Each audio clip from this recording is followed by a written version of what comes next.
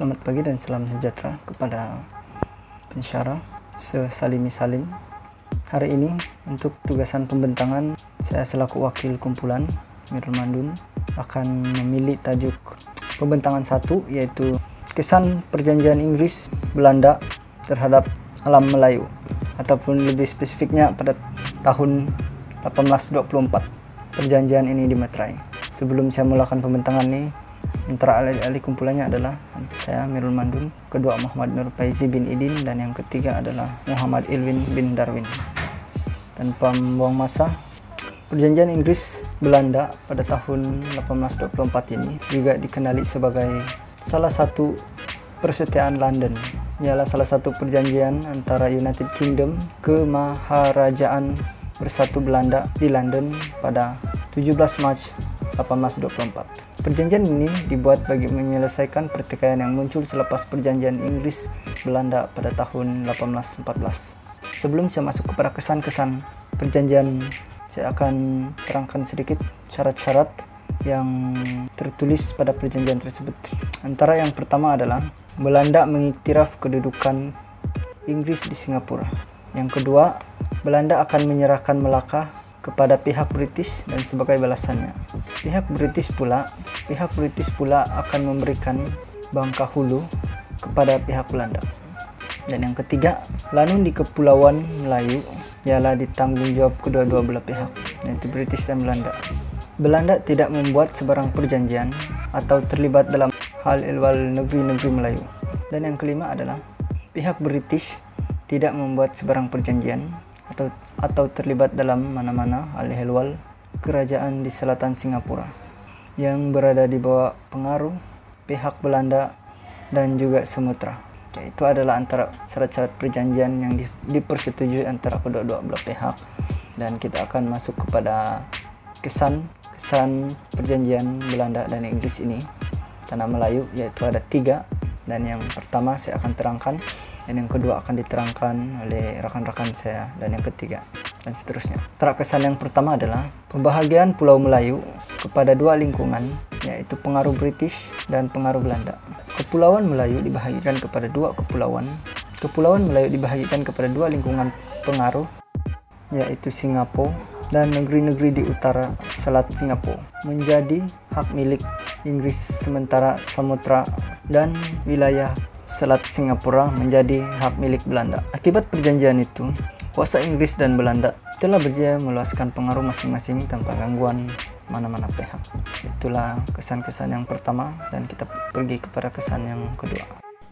Assalamualaikum dan salam sejahtera. Nama saya Muhammad Ilwin bin Darwin dari kelas DI2E. Hari ini saya akan membincangkan pasal poin yang kedua, yaitu perpecahan Empayar Johor Riau.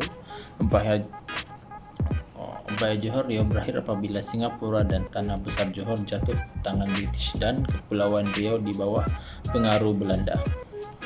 Melalui perjanjian ini, Empayar Johor telah mengalami keruntuhan dan kepecahan kepada 2 bahagian Singapura, dan bahagian besar Johor diperintah oleh Sultan Husain dan diletakkan di bawah pengaruh Inggris. Sementara Kepulauan Riau Lingga diperintah oleh Sultan Abdurrahman dan berada di bawah pengaruh Belanda. Pahang pula telah membebaskan diri dari Empayar Johor dan diperintah oleh keluarga bendahara. Kebangkitan keluarga Temanggung di Johor bermula pada tahun 1855 apabila Sultan Ali telah menyerahkan tahta kerajaan kepada Temenggung Ibrahim. Sebagai ganti rugi di atas kehilangan kuasa, Sultan Ali dibayar pencen dan sebidang tanah yang terletak di antara Sungai Muar dan Sungai Kesang.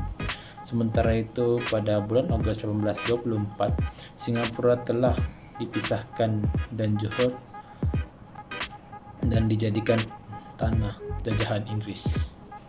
Sekian.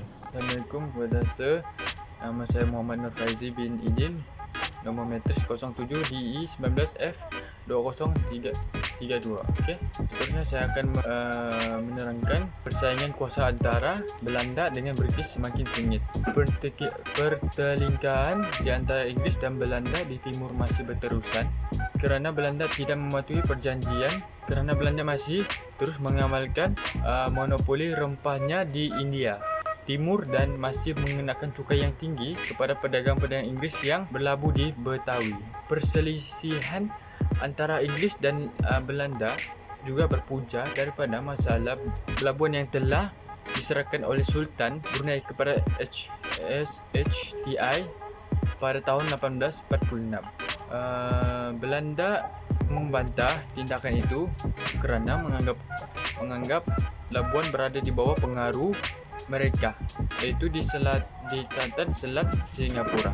Perbalahan ini diselesaikan apabila Inggris dapat membuktikan kedudukan labuan. Inggris juga tidak berpuas hati di atas keengganan pihak membenteras kegiatan perlanunan di perairan Kepulauan Melayu.